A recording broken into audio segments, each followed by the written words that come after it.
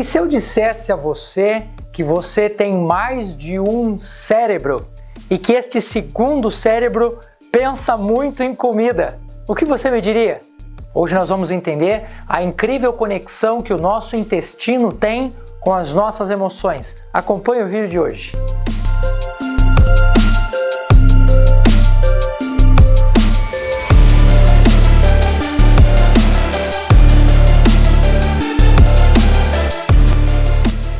Sejam todos muito bem-vindos, esse é o nosso canal Ciência da Emoção e este que vos fala é o professor Júlio. Sou neurocientista e me interesso muito pelo fenômeno da emoção. Hoje nós vamos falar sobre uma incrível conexão que o nosso corpo tem com o nosso intestino e o quanto esta conexão ela é significativa para o funcionamento das nossas emoções.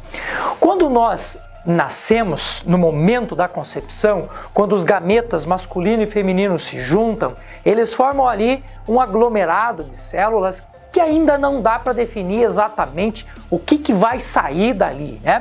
Então, a partir do momento em que essas células começam a se multiplicar, lá pelo 21º, 22º dia da gestação, este tecido que vai se formando a partir desse aglomerado de células, ele se dobra e forma o chamado tubo neural.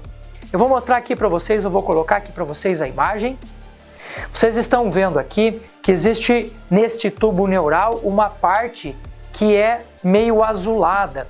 Esta parte se chama ectoderma ou ectodermo e desta parte vários sistemas serão formados.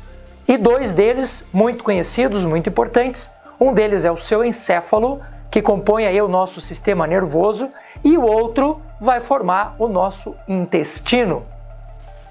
Então, desde cedo, desde as primeiras formações estruturais do nosso corpo, o nosso cérebro, conhecido como encéfalo, o sistema nervoso, ele se forma e a partir dessa estrutura do ectoderma também se forma o nosso segundo sistema nervoso, que é o chamado sistema nervoso entérico, ou se quiser, nosso intestino. Muitas pessoas acham que a função do intestino é apenas processar alimentos e promover a parte de nutrição do nosso corpo. Mas o nosso sistema nervoso entérico, ainda que não processe pensamento, ele processa emoções, ele aprende, ele tem memória, tanto quanto o nosso sistema nervoso central. Por isso, o nosso sistema nervoso entérico, ou seja, o nosso intestino, tem uma participação muito grande nas nossas emoções. A partir do momento em que se formam esses dois sistemas nervosos, o sistema nervoso entérico se conecta ao nosso sistema nervoso central, essencialmente por um nervo que se prolonga aqui do nosso sistema nervoso central e vai até o nosso intestino, chamado nervo vago.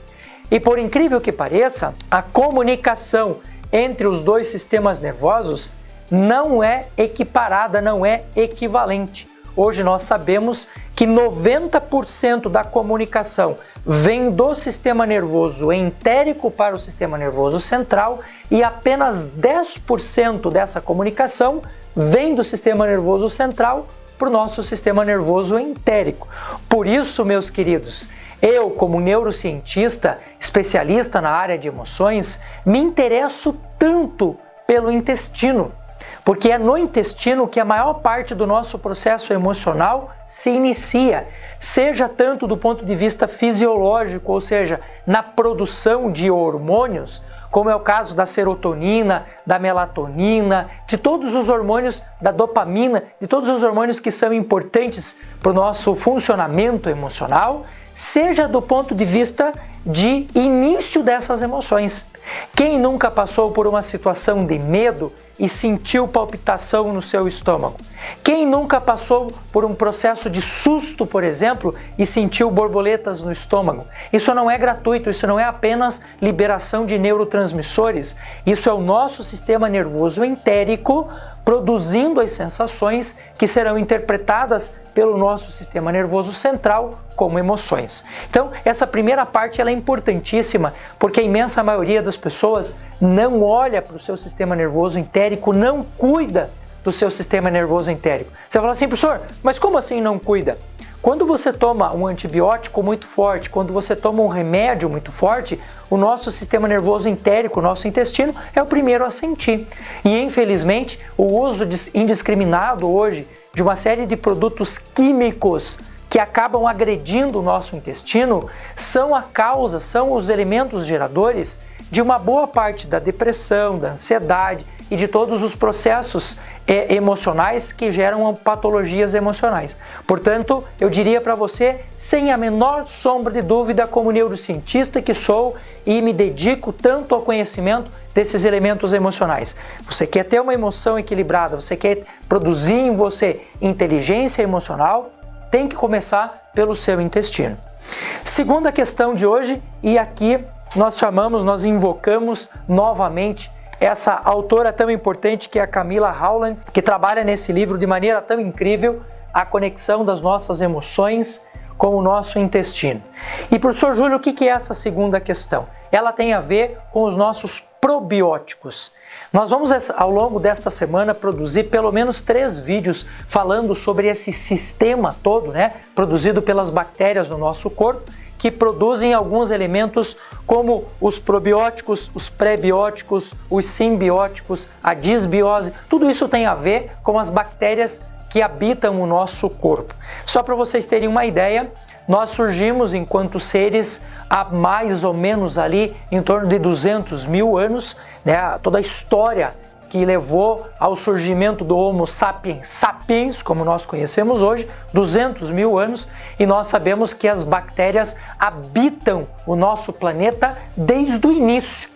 É tão importante a gente conhecer esse processo das bactérias e o quanto esses probióticos, esses animais que estão ali no nosso organismo, ajudam a manutenção da vida, que se você hoje eliminasse todas as bactérias do planeta, a vida minguaria rapidamente, porque as plantas precisam de bactérias, os animais precisam de bactérias e nós, como bons animais, também precisamos desses bichinhos. Como nós somos muito recentes para o surgimento da vida, nós dependemos muito mais delas do que elas dependem da gente. Então, se nós acabássemos com todas as bactérias do planeta, a vida minguaria rapidamente.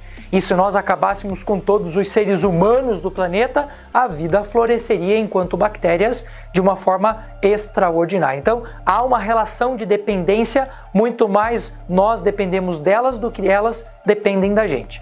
Bom, professor Júlio, o que é que nós chamamos então de probióticos? Bio vem de vida, que é o estudo dessa microbiologia que habita o nosso corpo. E hoje, especificamente falando dessas bactérias, desses micro-organismos que habitam o nosso intestino.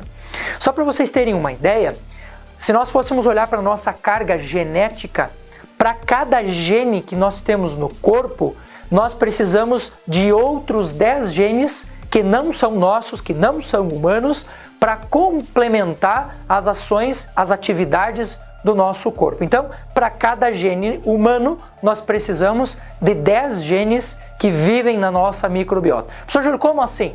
Vou te dar um exemplo. De todo o complexo B, de todas as vitaminas do complexo B que o nosso corpo precisa, então nós não processaríamos nenhuma vitamina do complexo B se não tivéssemos ajuda dessas bactérias que vivem no nosso intestino. Um dos hormônios mais importantes e funciona como uma espécie de base para a formação de um monte de outros hormônios no nosso corpo é a serotonina. E 92% da serotonina é produzida no intestino pelo sistema nervoso entérico. E esta produção depende do bom funcionamento depende das bactérias que nós temos no intestino. Uma parcela gigantesca hoje de problemas que nós temos do ponto de vista emocionais de patologias emocionais como a depressão, como a ansiedade, tem fundo nutricional. E não é só porque as pessoas não comem bem, é porque as pessoas não cuidam bem das suas bactérias. No meu caso, eu sou do sangue do tipo O, e o meu sangue do tipo O, na natureza, é um dos sangues mais antigos que existem, então a minha estrutura biomolecular é de um tempo muito antigo, um tempo em que as pessoas consumiam muita coisa sem lavar, muitas coisas sem higienizar, então o meu intestino é um intestino, comparado aos demais, levemente mais ácido. Justamente para quê? Para conseguir matar o excesso de bactérias que vem de fora.